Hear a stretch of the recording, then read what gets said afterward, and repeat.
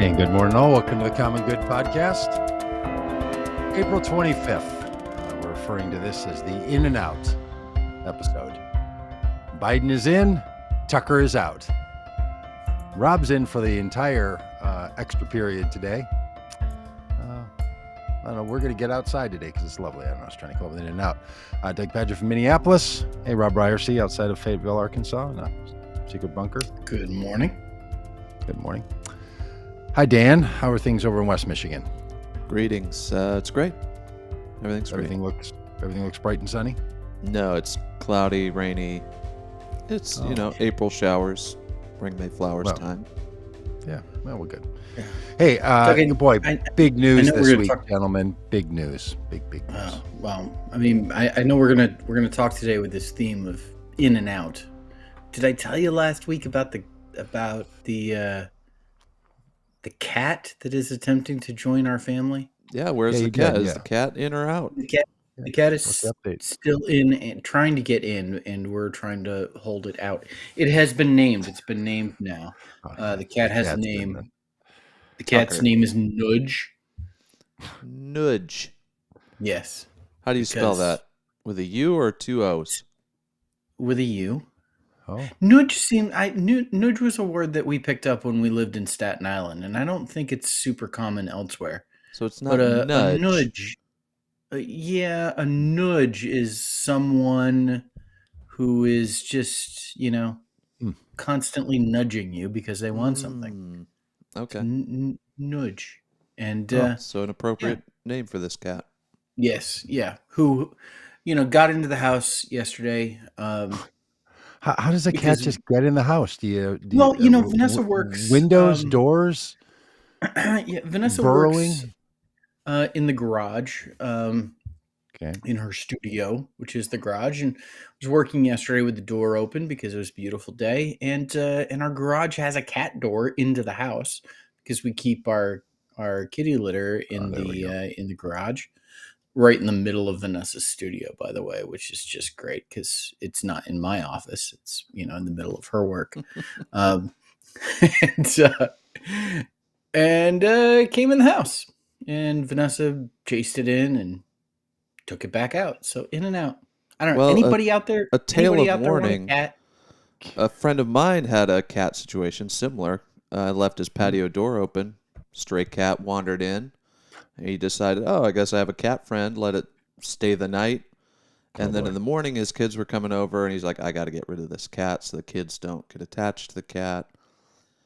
Tries to, get the cat out. The cat violently attacks him. Claw marks, bite marks. He has to go see a doctor, make sure he doesn't have rabies. There you go. It's best to just avoid these cat situations. Yeah. Let that stray cat strut right out of that house, and if the cat's out of the bag, Rob, don't let him in the house. That's all I'm saying.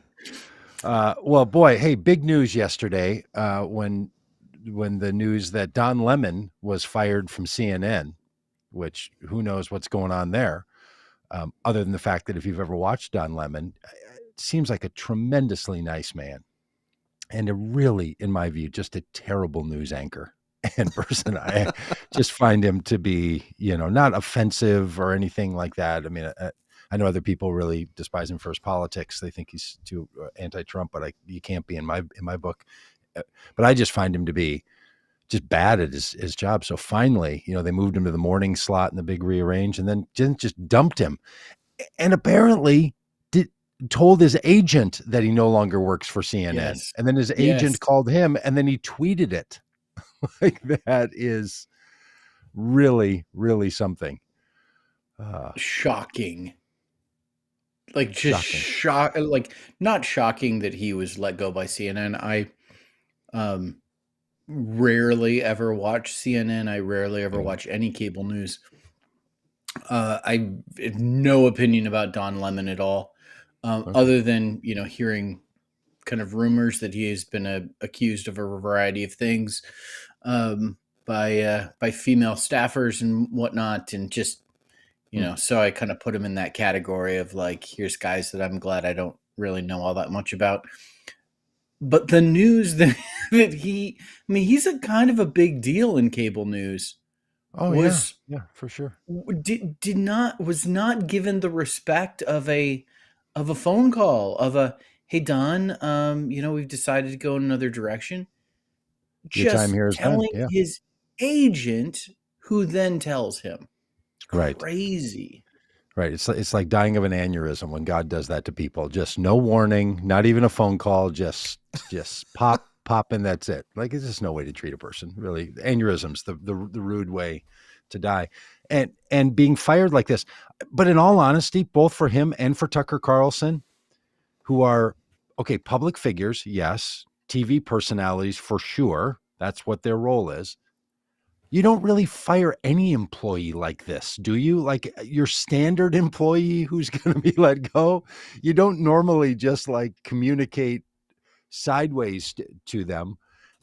I don't know. I find it to be, maybe it's because they're celebrities that they don't want it to leak out. They just need it to be crisp and clean and all the rest. But anyway, big shakeup in what a year ago was evening cable news, which to a Yeah. lot of people is still a primary place not only to get their own news coverage, but that sets the agenda or reinforces a political agenda. And there was rumor at CNN that they were trying to become a bit more moderate, a bit more middle of the road, I should say, a bit more middle of the road, and have people on all the sides talking about politics from their own perspective, and not just from what has become increasingly anti-Trump perspective at CNN. So if that's what this is about, I guess maybe it makes some sense. Do you think there's anything to the fact that these two people are let go on at the same time over the same weekend, like announced on the same day that both news anchors? Total coincidence. Is there a connection between the two of them that we don't currently know about? Any, and do you know No. anything, or do you have any suspicions, or you just think that's just how it goes? Total coincidence, I Okay. think. Well, let's spend a little more time on Tucker Carlson, because that one seems to be Yeah. a little more for cause. It seems to me. I find Tucker Carlson to be embarrassing in where, what his persona has been over the years. Tucker Carlson has been around a long time. I, unlike you, Rob, have watched many, many hours of cable television at all kinds of varieties. When he was Yep. back on CNN as a young journalist wearing bow ties Bow and ties. Yep.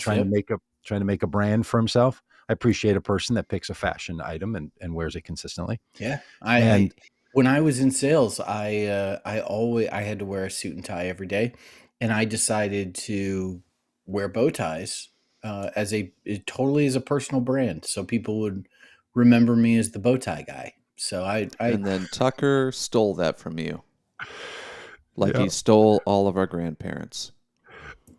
I like the idea that you were the bow tie guy before there was the pillow guy, the my yes. pillow guy. Yeah. The my bow tie guy. And I just don't believe Tucker Carlson. I've never believed his act. Yes. I mean, I know that, look, cable news people, especially on Fox, are performers, and the right, political right and religious right, is even more performative than other political approaches, in my view, meaning that they have characters that they develop over time, more a la, I guess, reality television or professional wrestling kind of Hmm. shtick that they're running all the time. But he was just never believable to me in the Right. stuff that he was doing. Like it seemed like when he would go home to Connecticut, or working out of his home studio, I think it's in Connecticut where he lives, on a multi-million dollar, multi-acre compound. He's not really buying all of this stuff that he was Right. pitching on Fox. In my view, he was pitching Totally.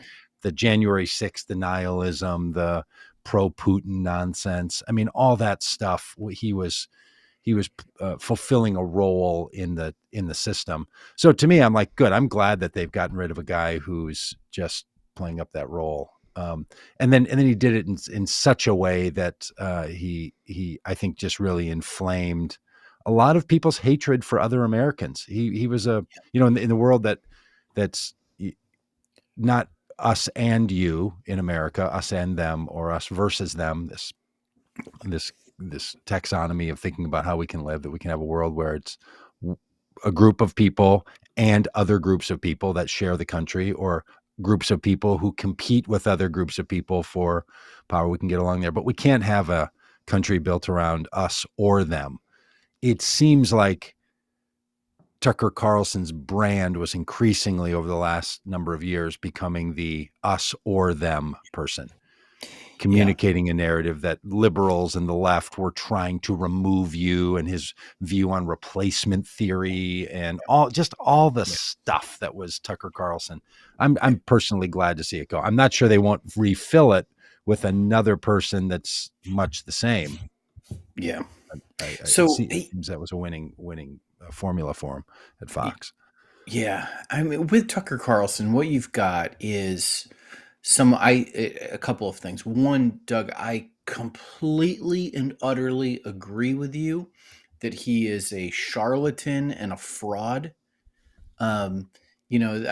Text messages about how much he hates Donald Trump, and then he fawns over him in an interview. This is a guy that is like Stephen Colbert-esque when he had his Comedy Central show, playing a character.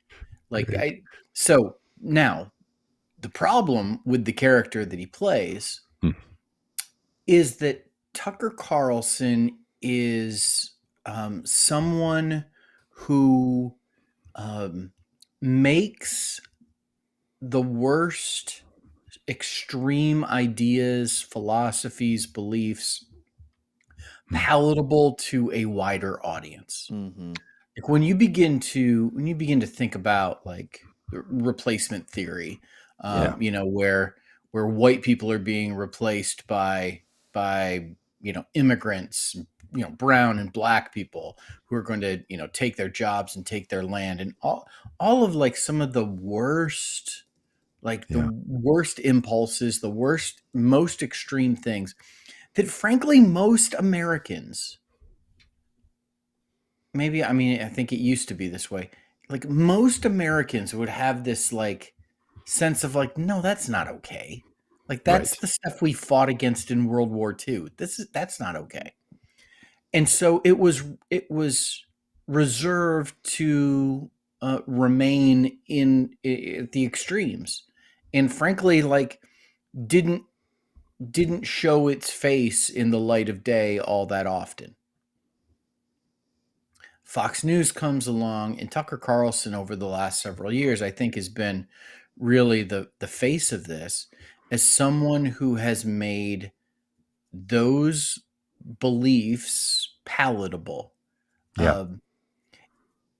Explaining them, talking about them in a more measured and moderate way and I'm saying moderate in the sense of tone and approach as opposed to actual beliefs. Yeah. Like not with the, compared to a normal rational person, Tucker Carlson is like crazy and extreme. But compared to the crazy and extreme people, Tucker Carlson is like Ivy League suit wearing, wish he was still wearing a bow tie. Like this isn't the guy that you would like hang out with and have a beer on a Friday night talking about, this isn't someone you take to the gun range with you. Like but what he did is he made these extreme ideas palatable. And in politics, there's this idea of what's called the Overton window, which is the Overton window is a window of beliefs, ideas, policy approaches that are within the realm of acceptable, where people think, oh yeah, that's acceptable. That's realistic. That's understandable. And so you talk about shifting the Overton window. And so, for in the past, the idea of America having, universal health care, through the 80s and 90s, like that was shut down. Like Hillary Clinton, when leading Bill Clinton's health care thing, was, just nearly crucified for suggesting it. It was outside of the Overton window. Bernie Sanders' campaign for president, it shifts the Overton window. And now there's a number of Americans who think, Yeah, universal healthcare. That's something. The the the understanding of what's acceptable or possible gets moved.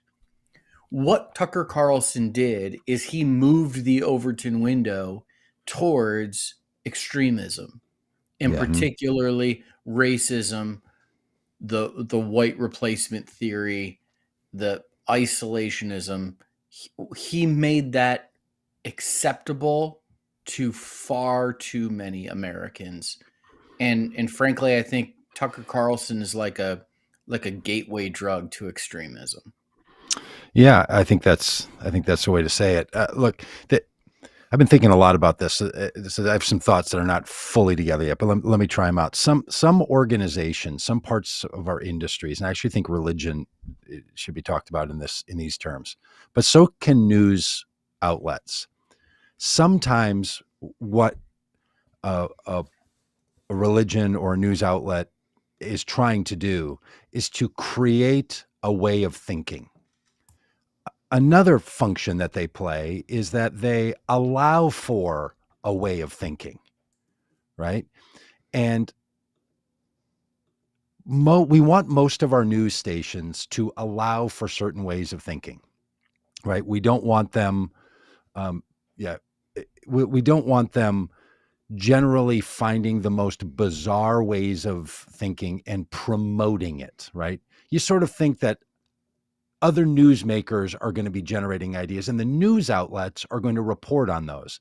And different news outlets will allow for or will challenge or will condemn certain ways of thinking. But what you really don't want is a news channel being the channel that is pushing, creating, generating the source code for the actual bad ideas. And that's where Tucker Carlson really jumped lanes. He became not a person interviewing or allowing for obscure ideas that are around on the right and on the super fringy political right and social right. He wasn't just doing that. He was actually promoting them. He was actually a content creator of the ideas, right? Mm-hmm. Where it used to be that people would say like, boy, you watch Fox and they'll get some pretty wacky people on there. Or, you listen to MSNBC and you get some people with some fringy ideas. But generally you don't want the commentators or the hosts to be the ones generating that stuff. You might tolerate it if they put up with it. It's the way I think about evangelicalism a lot. Like some people think that evangelicals produce racists and bigots. I don't think that's how it works. I think what happens is evangelicalism tolerates racism and bigotry and doesn't interrogate it and doesn't drive it out. But you're really not going to evangelical or Bible believing people as the source for bigotry and hatred. What it needs to do is drive it out for sure, but it just tends to tolerate it, puts up with it, allows it to exist and flourish. That's the thing that has made Tucker Carlson particularly different. And this is, I think that Rush Limbaugh was this way. Right. And I think that in some ways, who was the guy that was on before Tucker Carlson? Pat O'Reilly. That O'Reilly was starting into that.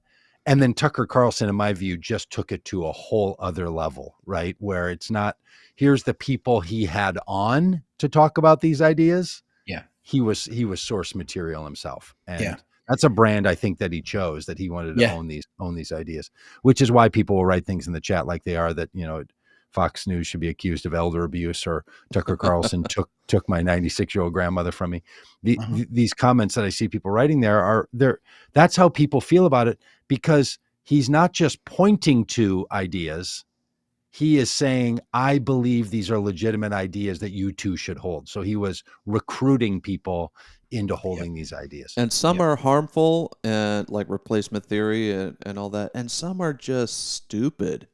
Like, this is sort of a poetic end to his career. His final story on his final show, I don't think he knew it was going to be his final show, was him promoting this special that he put together called Let Them Eat Bugs.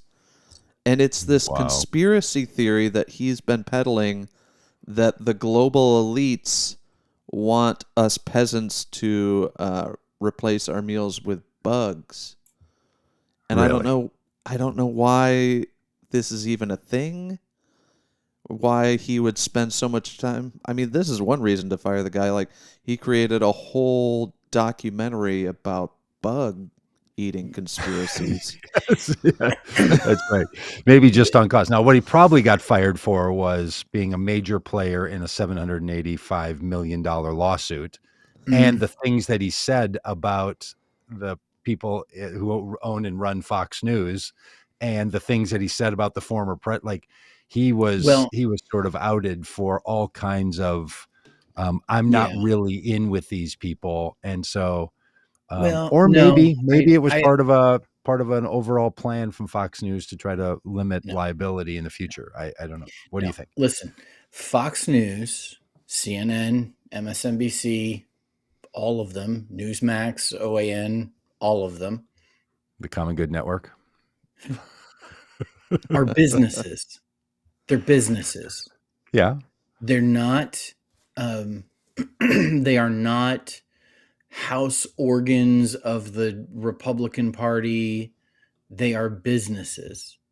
Now, what Fox News has done is it identified what it thought was missing in the market, i.e., a right leaning conservative cable news station. Uh, it was accurate. They were accurate in identifying that that was missing in the market, or at least the perception that that was missing in the market. They created that solution. It has drawn viewers. Viewers drive, advertising rates, and that drives revenue. Like, that is the purpose. Okay. Now, when you have hosts talking about, the stolen election fraudulently, and that opens you to lawsuits, which you then have to settle for hundreds of millions of dollars. That's not good for business. It doesn't have anything to do with the content. It has everything to do with the exposure to the bottom line. And like, it's not good for business. Tucker Carlson.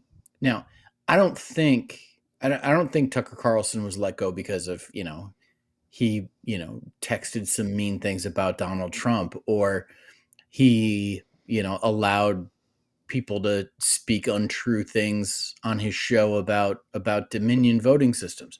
He was let go because there are several credible lawsuits in the works, some that have already been filed, about how he created a toxic work environment, a hostile work environment, inappropriate pictures, language, sexual harassment, all of the stuff that you could imagine that this guy would have in his, I wish I was a popular frat boy kind of like dressing room.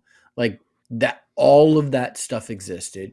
And Rupert Murdoch, who, owns Fox News, just realized, well, I mean, he's always realized, but he just paid out a huge sum of money because he was liable and exposed by this lawsuit. Tucker Carlson was let go because he has exposed Fox News to further lawsuits, and that's going to cause a decrease in their bottom line, like, because they're going to have to pay out. And it's a business. Like, Yeah. this is no moral victory that Tucker Carlson was let go. This isn't like I mean, I'm thrilled about it, and I think we should celebrate. He wasn't let go for any Right. good reason other than Rupert Murdoch doesn't want to have to settle another huge lawsuit. But okay, that could be true, but on the business, if you're just sitting down with a business He should decision, have been let go for this. He should have been let go for this story. fair enough. Yeah, He did a if you're not watching the video, you did a complete show on the collapse of testosterone levels in men, and the solution being that men should suntan their genitals.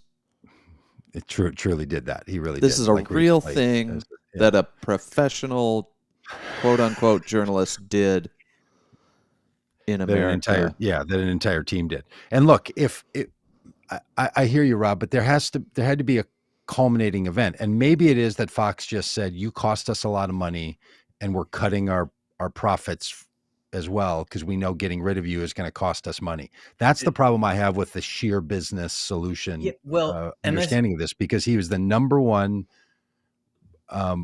revenue producer in the network.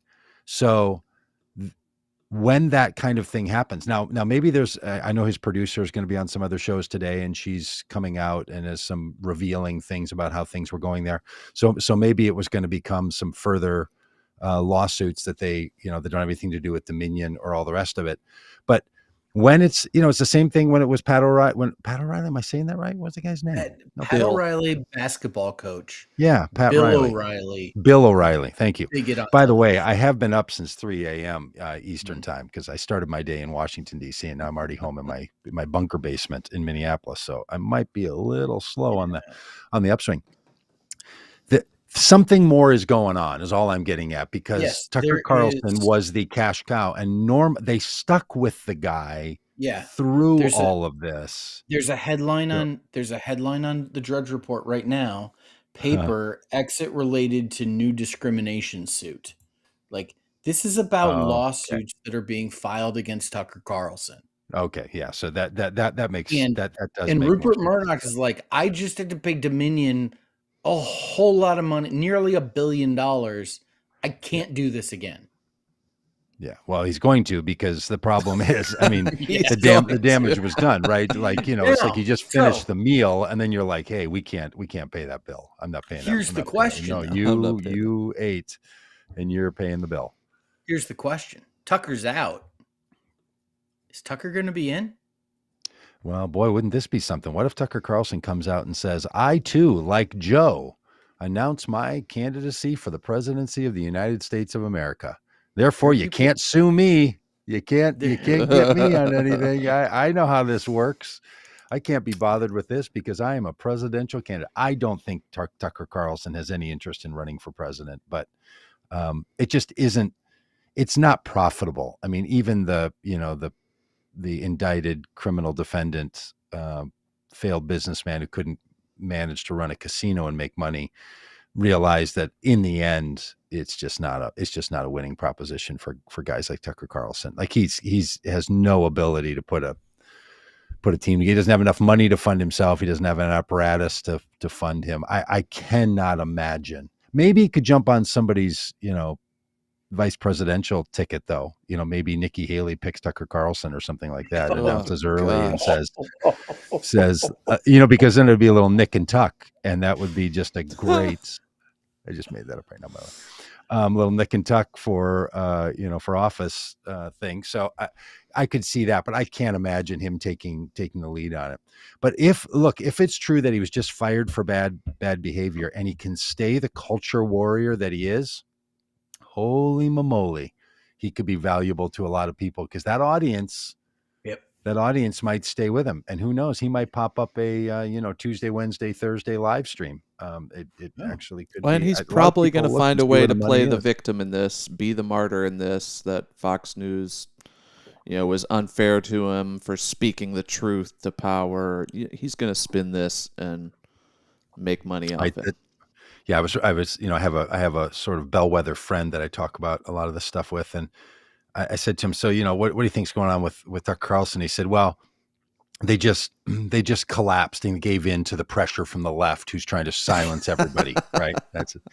And I said to him, I said, why is the right so fragile? Why do they so easily get pushed around? Why are they such snowflakes that they can't stand up to the wily ways of the left, that they even make Fox News? He said, yeah, I don't know. That's the big question. How come these conservatives can't be more tough? Like, literally now saying Fox News is too woke and couldn't stand up to the woke pressure. Like, wow, that is just there is another explanation for all things. It's really quite stunning. All right, so is that enough on Tucker? Are we tuckered out here? Tucker is out, but Biden is in. Joe is in.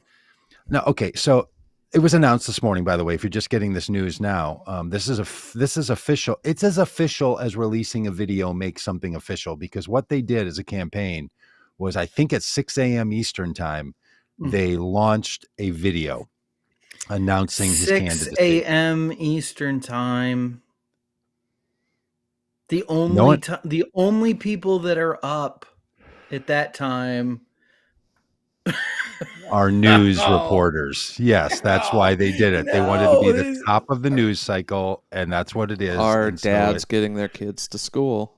yeah, it lands at the top of the news cycle, and that's it. But what I find interesting is the use of a produced, I think it was 3-minute long video, which I watched. And it's whatever, it's fine. I mean, if you've ever produced videos and done edits, whether it's for a slideshow, for, a family trip, or a memorial service, or, your phone does it for you automatically about the summer of 2021. You're just like, it's kind of interesting based on the cuts and the angles and the music and the pacing, but no one's moved by a 3-minute video to behavior and action. I just found it curious that it wasn't Joe Biden standing in front of a huge crowd of screaming people cheering him on and saying, Kamala Harris and I have work to finish in this job. Please let us finish the job. Because that's their theme. Their theme for the launch of the campaign is finish the job, or the job's not done, or something, like as if the end of a second term for him is the end of the job. Like, what, we've saved the soul of America. Anyway, I think it's a little confused, and I don't understand why they would use a video to announce this. It seems, and maybe now they're out on every news channel. Maybe they're having big meetings somewhere. Maybe they're having big rallies, but boy, it seems like you would want to just pull Air Force One up, have the guy walk off the Air Force One, and make a big deal out of it. Yeah, like he flew the plane. Yeah, take the aviators. I mean, put the leather jacket on, aka Bush style, and take the aviators off and stand with the plane in the background and be like, "Hey, I've been really busy, but I want you all to know I'm not done yet. I move a little slowly. I couldn't get it all done in 2.5 years, so I think I'm going to need another 4." I'm just shocked that the way they choose to roll this out. And I think maybe other presidential candidates have done the same, or presidents, when they're running for re-election, do it the same. Like, hey, let's just make this quick and dirty. Yep. I'm running again, but I'm back to the office. I've got work to do. Like, they want to get their sleeves rolled up and be busy working and all the rest of it. But I was a little surprised that the big announcement today was officially made via a video. I just think, okay, here we go. All right. So I am squarely in the 70% of people who did not want Joe Biden to run for president again. I believe that he has had a shockingly successful term as president of the United States. I didn't have high expectations. I said often that I never imagined I would work so hard to get a president elected that I barely want to be president. That's how I felt about Joe Biden. Yeah. But the alternative was so unacceptable that I was willing to put in that work. The first year of Joe Biden's presidency deeply disappointed me, and I thought he was going to be tagged with the brand of someone who couldn't get stuff done, who had the best intentions but couldn't get anything accomplished. I thought the pullout of Afghanistan was going to be, the signature thing that carried his presidency. Somehow, in the second year of his presidency, he turned it around. And time after time after time, President Biden delivered on big things, got stuff done, and completely reshaped my thinking about him and his effectiveness. And I remain critical of a number of things, but I think Joe Biden has been a fantastic president, and I kind of wish he'd go out on top. Quit on a high note, Joe. I think maybe I just consistently underestimate Joe Biden, and maybe I'm doing it again as I look forward to 24. I don't think it's going to be Joe Biden versus Donald Trump. I don't think Donald Trump is going to be the Republican nominee. Man, it just feels like, you know, Gavin Newsom is trying to be Joe Biden's understudy if he has to step out. I think, listen, I will support Joe Biden again. He's been a shockingly good president. I don't know. Well, welcome aboard. Vote Yeah. Common Good. We'll be doing all we can to help Joe Biden be reelected, because, as you say, it's just crucial because the other option is so untenable, no matter who it is. And the Republicans just need to sit it out for another, half a decade here and think about what they've done to this country by continuing to support people like Donald Trump and the like. I didn't think he had a bad first year. I think as the executive of the executive branch, he's done a terrific job. I think he's the right sort of personality and temperament for the job. The president does a lot of things. They are the chief executive. They're also the head of the military. And they also play this role in the country as, with the vice president, the only elected officials that represent everyone. No other elected official represents everyone in the country and all people who are within the borders of the country, right? Yep. Not your senators, not your governors, not your House representatives, not your mayors. This is the only role. So that's a very important role in the country and how it presents itself and how it's done. And I think he's just done a great job all the way across the board. I also wish, and it's too late for this, but this is our only day to say it since the announcement was just made. And by the way, Mr. President, you're welcome to come on here anytime if you're looking to reach out to some voters. We'd love to have you. We'd love to chat with you. I know your people watch this, closely, so we'd love to have you on. I just wish that we were at a place in the country where the conversation will be different for the next 2.5 years about the next 20 years. And because it's going to be the re-election of an incumbent who ran by his own statement because he believed that Donald Trump was such a hazard to the well-being of the planet and everyone who lives on it, that he needed to run and thought he had a unique role to play.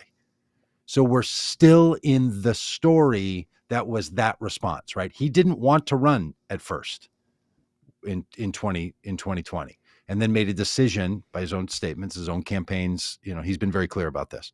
So what it does now is it keeps us in that space. It's not a critique, in my view, about how well he's done or not done. It just would have felt great as a country if the period of time from 2015 through 2024 could have been a period that then we moved beyond, and the energy of the country could have started having additional conversations, and we could be done with Trump and we could be done with Biden. And that's the grief I feel. Is not that Joe's running or that, Kamala Harris again, has to be the vice presidential and rather than the presidential candidate if she wanted to be. Not about that stuff at all. It's just about, boy, it really felt like we could have, swapped out an era, been done with a period. And look, it's possible that Donald Trump will not be the presidential candidate because, as criminal defendant doesn't pair well with, presidential candidate. And he's now, it looks like, Fani Willis from Georgia this summer is going to be moving forward on indictment charge, and then whatever's going to come at the federal level. So it's going to be very likely 2 or more indictments due to the behavior of Donald Trump. So that's not going to prevent him from being nominated by the Republicans. Now, if he chooses to be out, if he chooses not to continue his candidacy for the endorsement, that could do it. But boy, I just think at this point, barring that, and that's still my bet, I've still got my money on, read 3 here, that Trump is going to be handed a plea agreement that wraps up all of his charges into something that includes not holding public office ever again. And that'll be a negotiation that'll be going on, and he'll step away, and he'll do it too late. And that'll be a real problem for the Republicans and the Republican system. I think that's what's going to happen, but that's just really fever dream stuff. That's just wishful. That's just, toes up on the beach, wishful thinking.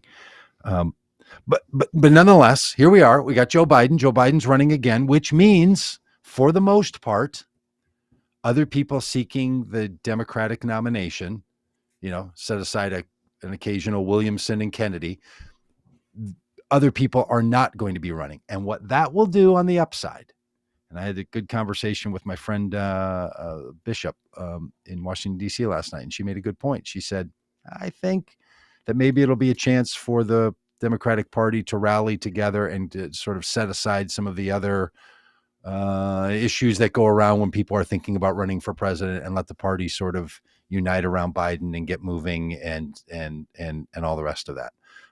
I happen to think nominating seasons are good for a party, though. I think they're good for a political campaign. I think they're good for the work that has to be done. It causes clarification. It lets people share a lot of ideas.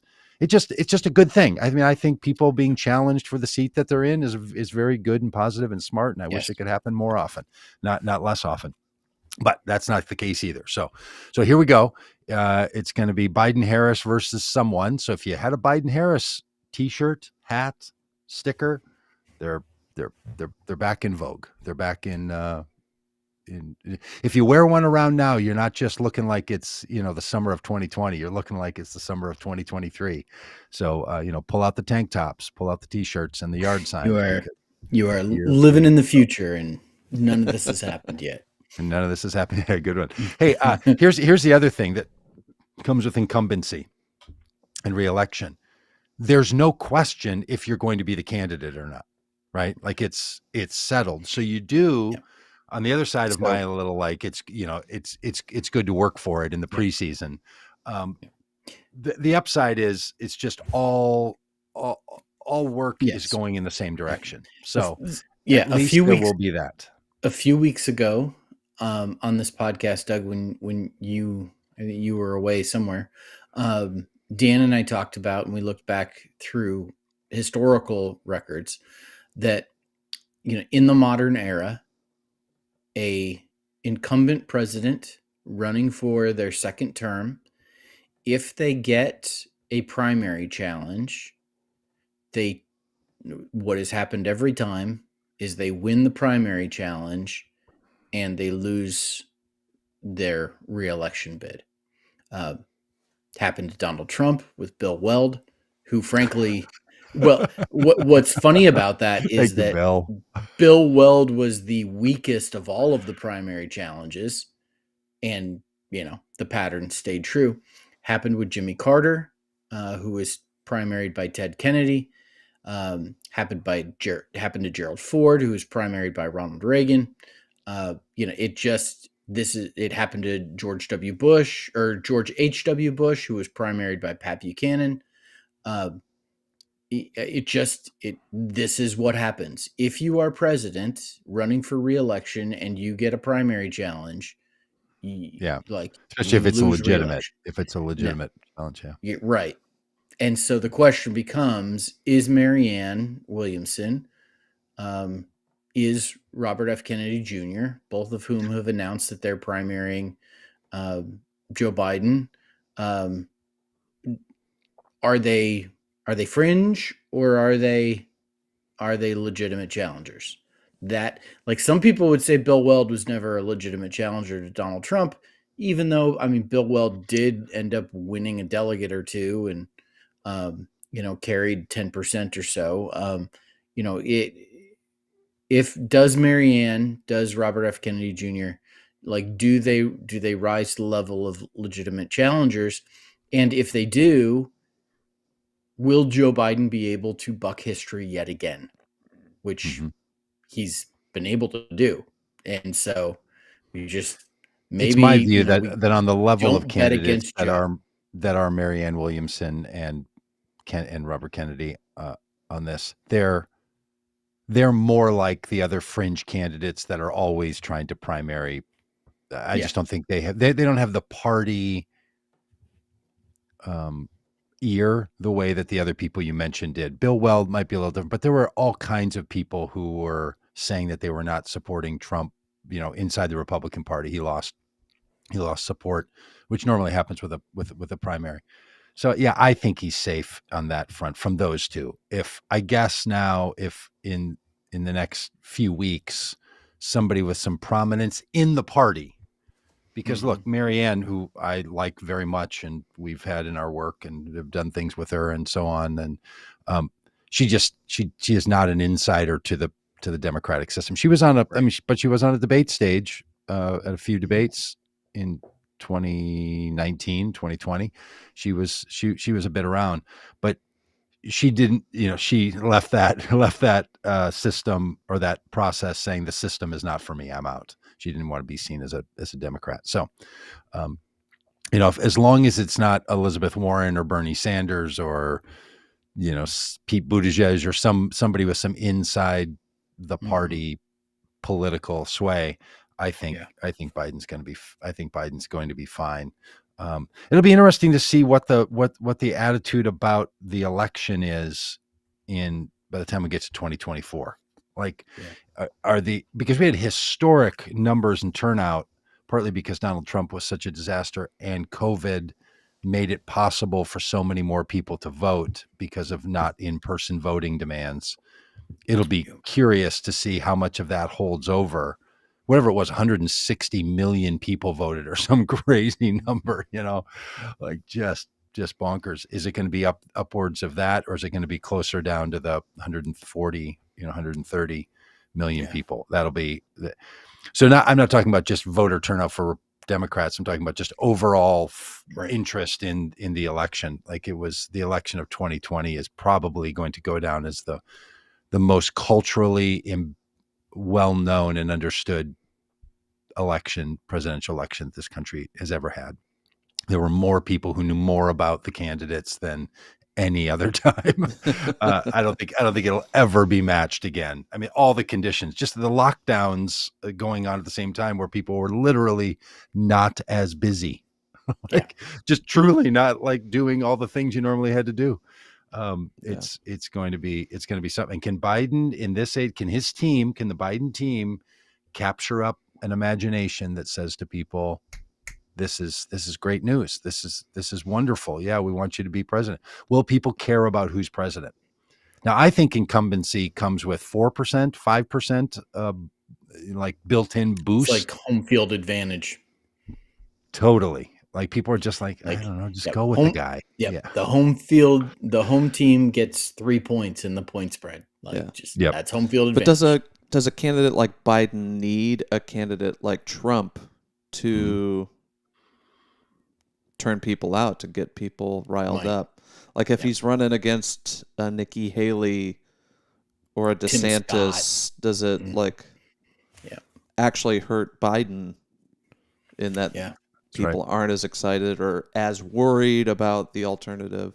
Because people were just rightfully terrified that Trump would be president for another 4 years. And totally. It's an excellent point. And look, and does it matter in the 5 or 6 states that do seem to be up for grabs? Does it matter in Wisconsin, Michigan, Pennsylvania, North Carolina, Arizona? Does it matter in those places to the same degree? Because frankly, how much it matters to motivate people in California or New York or Texas or Florida or Ohio, those are sort of baked in. And the trends and the behaviors of people in the states that kind of matter right now, because we still have an electoral college system by which we elect the president, really does favor Biden. I mean, I've heard some Republican analysts and like insider people say, because of the Dobbs decision and because of the shift that's happening on public opinion around guns and how Republicans are bad on both of those issues to your average person, there is not a path to electoral college victory. Now, that was the same thing that some of us thought in the early few days of November of 2016, right? Like I remember Right. having 538 open and like there is no path to victory. Mm-hmm. But that was because there was no way Hillary Clinton was not going to win Wisconsin and Michigan. Like Yeah. the blue wall was going to hold, and then it didn't. So, granted, yes, that's a true situation now. But that's also different than, like, winning an election is not the same thing as serving the American people well, right? Yeah. Can the Yes. Biden presidency be something that like is good for people and good for our American spirit and good for our politics? Can we get some lift under the wings and have people feel like, yeah, okay, all right, here we go? Now, I will say that, I have a lot of friends who felt that way about Obama's election as I did. And I have a lot of people that I know and love who felt that way about Trump's election. They felt great. And the people who felt great about Obama hated the Trump years, Yep. and the other way around. So I get it that we're not in a place where either of those candidates being supported by their own supporters raised the whole country. Right. Is Biden as an incumbent reelection candidate somebody who can do that? That would be crucial. That would be a real gift if the country could just feel better after an election in the fall of 2024. Yeah. And not feel. Do you And think I know there's people who hate Biden with the passions of 1,000 Obamas. They really hate him like they hated Obama, and that's just that. Well, that's what I was just going to ask. Do you get a sense that your Republican bellwether friends that you kind of test the waters with, has Biden been as bad as their fever dreams? Like, he hasn't taken away the guns. He hasn't like opened the borders, despite what Republican governors would say. Yeah. He's spent money on infrastructure that has benefited, red states as much as blue states. Jobs are coming back. Like, what are the horrible things that they list off when it comes to hating on Joe Biden? He's old. Yeah. But on the policy side, here's what he is definitely old, and he's owning it. And I'm appreciating that he's owning it. He's like, look, this is a real thing. But it comes with some upsides, meetings are shorter. Here's what they say. And you can just flip the fears of anti-Trump Americans and put it on to the fears of Biden. And that is, oh, you think, if he gets another 4 years, you think that what he's done in these 4 years, because we know he really has more dastardly ideas up his sleeve. You give this guy 4 more years and China is going to own this country. His son's laptop tells us, like, so they're not pointing simply to proof positive and data points. They're saying this is all a setup. Now, I would suggest to them, and I do regularly, isn't that what you said about Obama? And how did that go? Was it really? And no, it's not. And, truthfully, I've say this to some, people that don't want Trump to be president as much as I do. Like, look, we have to remind ourselves that the 4 years Trump was president were bad enough to not, we don't have to multiply it. Yes. It was so bad. And if you want to compare good versus bad, I think just do that at any point.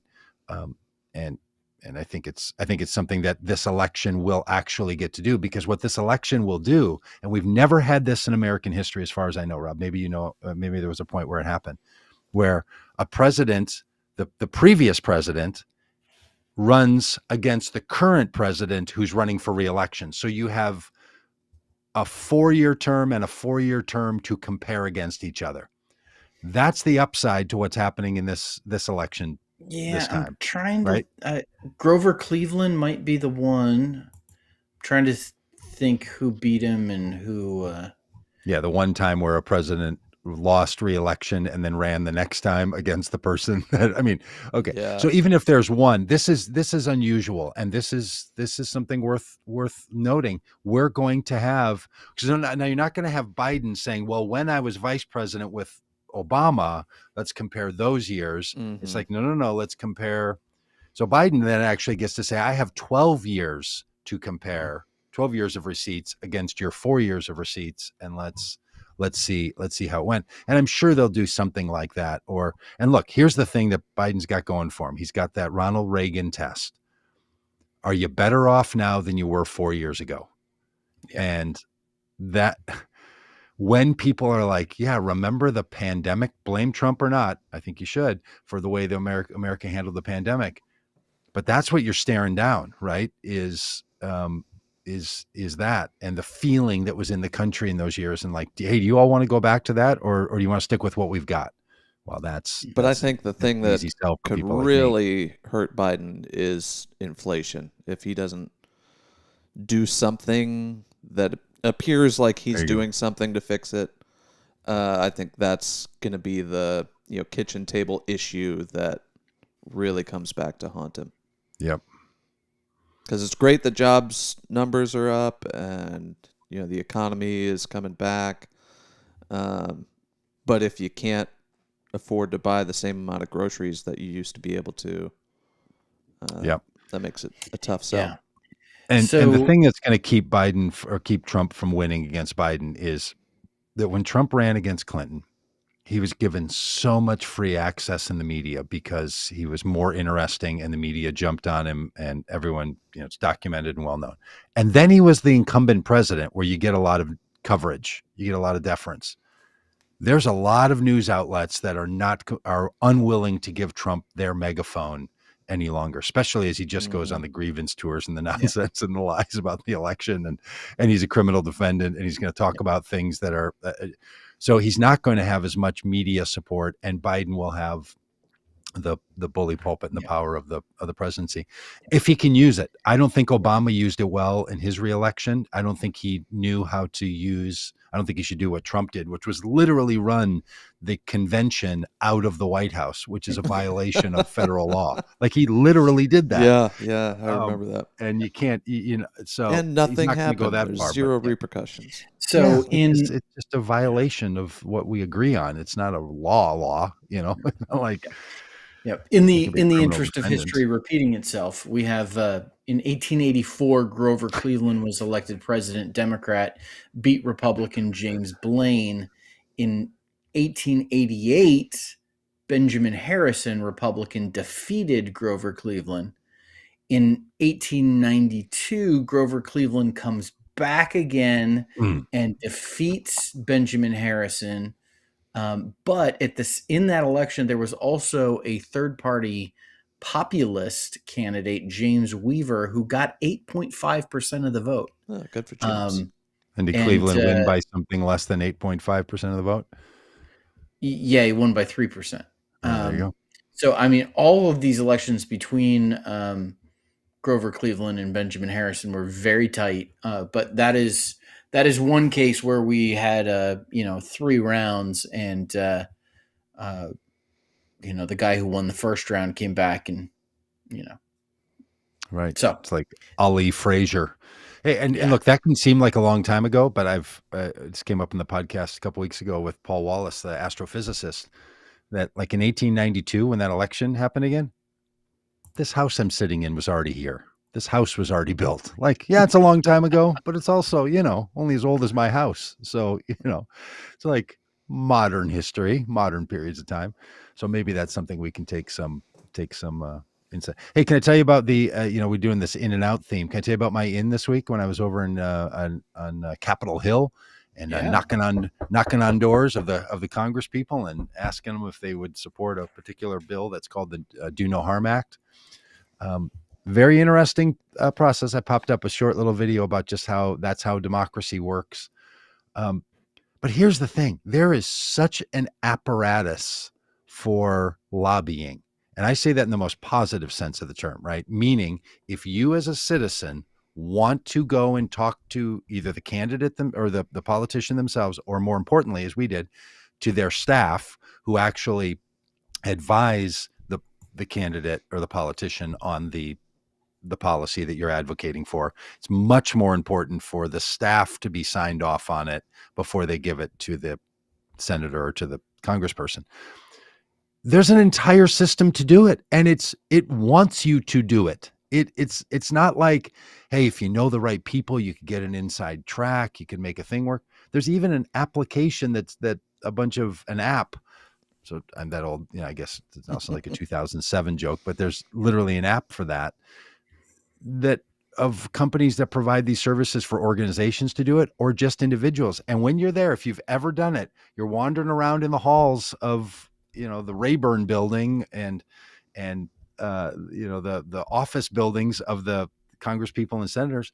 And just a bunch of other people doing the same thing. And you're going up in the elevator like, hey, what are you guys doing here? And they're like, oh, we're here on this One Love deal, or we're trying to get Congress to care about the wild horses. Who knew? Well, I do now that there's a real wild horse management problem in the West. Yeah. We'll talk about that sometime on this thing. But just like average citizens, fancy people, regular old people, just going in and meeting, and you set up half an hour meetings and you get to sit down, and it's really quite wonderful.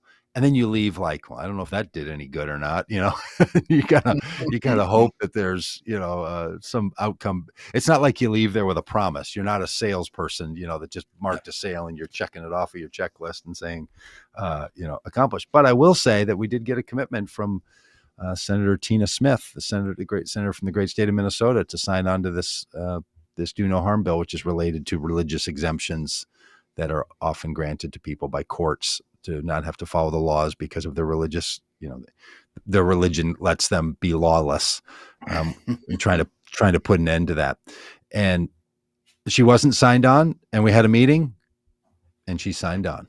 Oh, all right. Now, she was going to sign on anyway. It's just the staff had a person that was away on maternity leave, but we didn't know that. And so, but anyway, she wasn't signed on. We had a meeting. And she signed on. They might have forgotten about it if you hadn't showed up. Yeah. These are just the facts. I mean, do what you want with the facts. If you want to be post-factual, go ahead and be post-factual. I'm just not saying. Causation, but anyway, no. We showed up, yes. So you tell me, friends.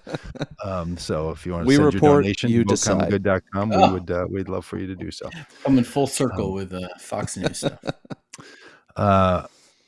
Yeah, so it's a thing, and this professional industry around lobbying is really something. And the difference between a paid lobbyist and people like us is a lot. And it's a big difference. It's like the difference between grassroots things and well-funded efforts, or big corporations and small businesses.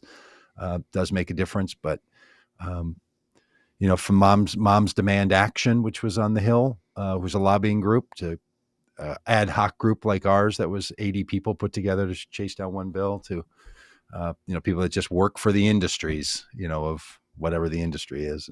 And they're around there too. So the citizen function of Congress is happening. And I did meet with the staff of Ron Johnson's office, Senator Ron Johnson, a very, I think, overly conservative and not straight truth-telling person from Wisconsin. And that didn't go well. It was professional, but it was also tension-filled. And there's a real difference when you're in a conflictual conversation with a staff versus when you're trying to get someone to sign on to something that they want to sign on to.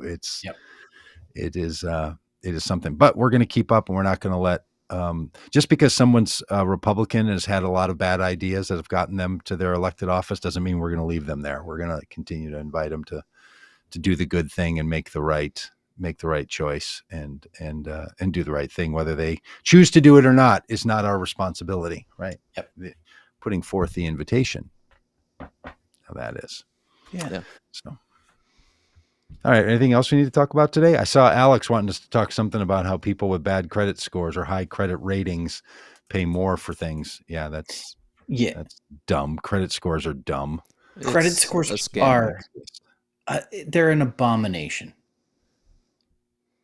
How is it still a thing? How is that still a thing? It's only in America, and only for the past 30 years? Yeah. Ridiculous. Yeah. And checking your credit score hurts your credit score? Yeah. What sort of racket is that? Or not having debt hurts your credit score. Right? Having debt Ridiculous. helps your credit score. Yeah. Just the So Ridiculous. the fact that Congress hasn't settled on this because because as to Alex's point, and we should probably do a whole show on this, but the implication of the credit score is where the problem is, right? Because if it's just assigning to someone something that's like, oh, we're going to give you 142 and we're going to give you a 712, well, okay, who cares? But if the person with 142 doesn't have a chance to experience commerce in the same way that somebody with a 712, that's a problem. So can some people like Elizabeth Warren and Katie Porter and others who've been working on this be able to put some limits so that something as opaque and ridiculous and unscientific as credit scores aren't used to interfere with otherwise fair commerce? Like, we don't let someone say, oh, if you're a certain religion or a certain height or a gender, you're going to pay more for a loan than someone who's not that. We don't let those rules happen. We've come up with this thing called credit scores. And people who know this about credit scores know that your zip code and the kind of car you own and other cultural things that are tied to those things you don't get to discriminate against work against your credit score. Yep. Because we don't always know what goes into it. They just have been able to test these credit scores and know how it happens. So there's a lot that needs to be done about that. And maybe we should put a lobbying group together and head over to DC and schedule a day and have a day on the Hill and go knock on some doors and talk to some staffers and talk about credit scores. There's a lot of things about credit scores I didn't know. Okay. Can I just tell you about what I know about wild horses to get this off my brain? Who's going to ride met your with a wild guy. horses? If you don't have that Rolling Stones song running through your head, That's a U2 song. Wild horses. No, who's going to ride your wild horses? Oh, I don't know. I don't know U2 songs. Yeah. But I'm sure it's a great one. Album, by the way. Yeah, it is. It is. It is. By the way, I saw a Bonhoeffer book in the church library at this church where we had this meeting, and it was large and expanded print, and it was like his papers, and they were got to about 12-point type because that guy just wrote a lot. Did you see Bono while you were up on the Hill? Was he lobbying for anything? I don't know, but when I saw him on television at the State of the Union, I didn't recognize him because he looked like a codgety old man. Yeah. So no, I'm currently reading his biography. I may have seen him. Fantastic. Is it? Okay. Shockingly good. He's a storyteller. Yeah. Oh man. And I'm actually listening to it while I read it. Yeah, the audiobook he reads it and there's sound effects and like it at the same time, like it's coming in your ears and your eyes are following on the page. Yes. Like you're reading. I'm doing that. Yeah. And there's why not just pick one? Because I want the both and experience. I'm a big Bono fan. So you want a double dose straight from the fire hose. I want all the Bono I can get in my life. You're double dipping Bono. Hey, I think it's okay that I share this story. Someone we know named Rob Schenk said to me when we were in Oxford. Throwing out his last name too. Yeah. Let's call him Rob. I think he's totally good with. We'll call him Rob Schenk. Maybe maybe you know who he is. If not, look in our archives. You'll see some videos we've done with him. When we were in Oxford, he said, "Hey, can I tell you a story about that theater over there?" He said, I was at an event on like innovation or something at this theater, and I was super into it. And I went and I sat down and sat in my seat and was taking notes and really connected to the presentation and all. And then the presenters then said, and we have a special guest we want to talk about, talk about some of this. And some of you know him. His name is Bono. And the guy sitting next to Rob stands up because it was Bono. And Rob didn't look over and didn't pay any attention. He sat through 40 minutes next to Bono. Amazing. Didn't know who it was. Amazing. It's the awesome. Great. He said, I see that theater and it's the great regret of my life that I didn't do. Oh, That's a great story. fantastic. So that Oh, if he tells that story and then doesn't tell me not to, I got to tell that story in this that's moment. a great Okay, story. but here's the thing about wild horses. Yeah. I was with a person. I said, "What?" We were meeting about something else, and I said, "What are you doing here in DC?" He works for a group that works in DC but lives outside DC. And he said, "Well, I'm in town for this." I can't even say it without giggling. For this wild horses event that's going on, and I'm like, "What are you talking? Like, what about wild horses?" And he said, "Well, this is a group of people who advocate for the protection of wild horses in the West." And I'm like, "Oh, okay." So I said, "So what's going on?" He said, "Well, federal lands have a federal requirement to produce places where horses can move freely, and the horses need to be counted, and there needs to be a system where they're managed, meaning they're kept up, because the cattle industry wants their cattle, they rent public lands, they want their cattle to graze the lands, and then gas drillers want to drill the lands, and neither the gas industry or the livestock industry, the cattle industry, like the wild horses. So they're always trying to get rid of as many wild horses as they can. And the way they do it is they gather them up into kill pens. Oh, They use helicopters to chase wild horses into these big metal gates and pens. Now, you just need to say to people, if you don't want to hear about what happens to horses, I'm not going to be overly graphic, but it's just what happens to them. And because they can't, quote unquote, process horses in the United States anymore, because none of the meat producers will process horses, slaughter them, they send them to Mexico and Canada, and then Canada sends them to Japan, and they slaughter these horses. And people aren't keeping track of how many horses this is happening for. And turns out wild horses are familial pack animals who move in families until the mare like moves on to a new family, and they are sentient beings. And I'm like, oh my gosh. this is the worst episode of Yeah. that show. Isn't Yeah, this NPR terrible? did a Montana story on show. this. It's just really, NPR did a Wow. story on this? yeah.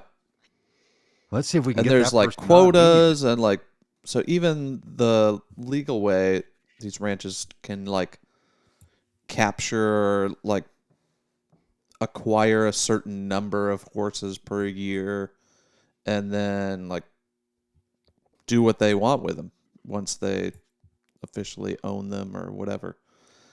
And just something else. but And they it's a don't want whistleblower them there, complaint. so they Yes. Yeah, because there's nobody other than these small nonprofits that are advocating for the well-being of these wild horses. And so there's these little non-profs trying to like rescue these horses and find homes for them. Otherwise, they'll be slaughtered.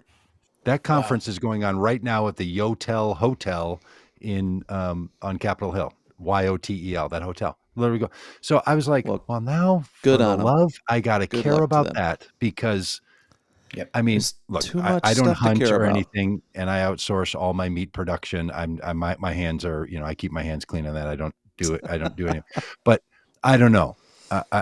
Horses, wild horses, can't we please just figure out how not to do horrible things to wild horses? Like, there just feels like there's some things that you can say to the cattle ranching industry and to the drilling industry, like, come on, be good to the horses, for Come the on. love. Now, and look, I don't know, maybe if you hear a cattle person, they're like, look, that's the way Americans talk about kangaroos when they go to Australia, and Australians are like, oh, those kangaroos are like squirrels that just eat your stuff, and they're everywhere, and they're really troublesome, right? If you ever talk to an Australian, they're like, hey, we like our kangaroos, but don't be fooled. They're not quaint and cute, and they're not koala bears.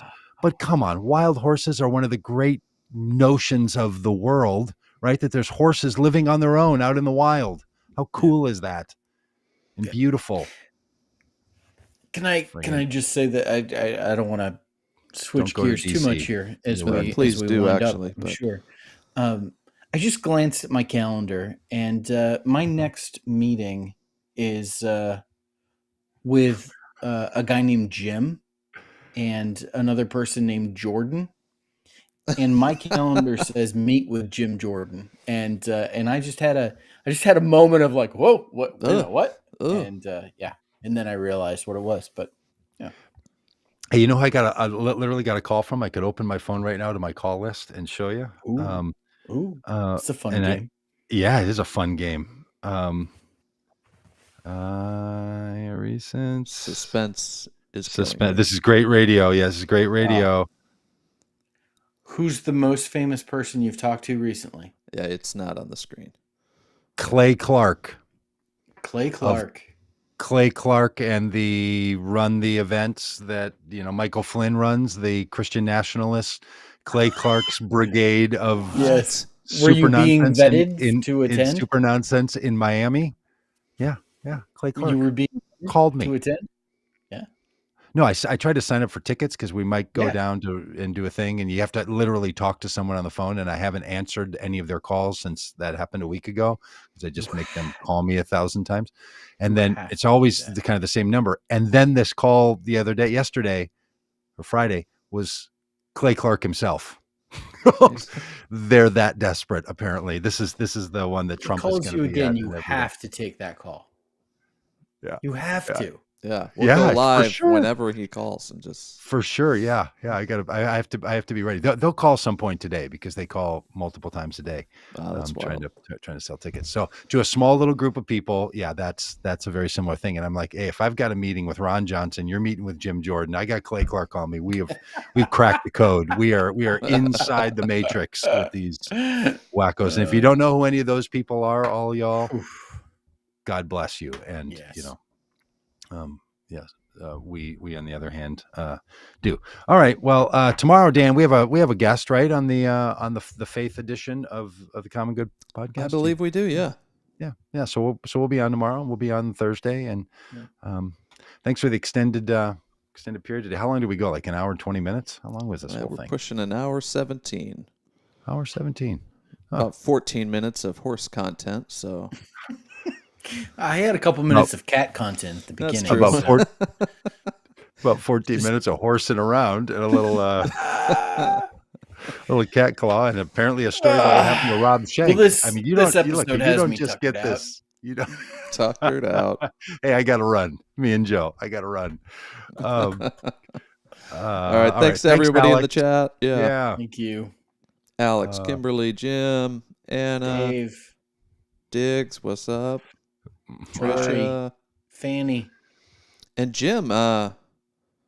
Congrats on the $1.99 super chat. I don't know what that means exactly. It's from YouTube. I don't know either. But thanks for that. Chat. Yeah, that's great. Hey, and if you like this, or you think you might know some people who like it or like portions of it, send it to them with our YouTube link. Head over to YouTube, find it, and send it along to them. And just some people just put it on while they're on the treadmill. Talking about you, Joe Carlson. And some people, they sit down and make an appointment watching. They're take like, notes. Yeah, we should really whiteboard. Sure.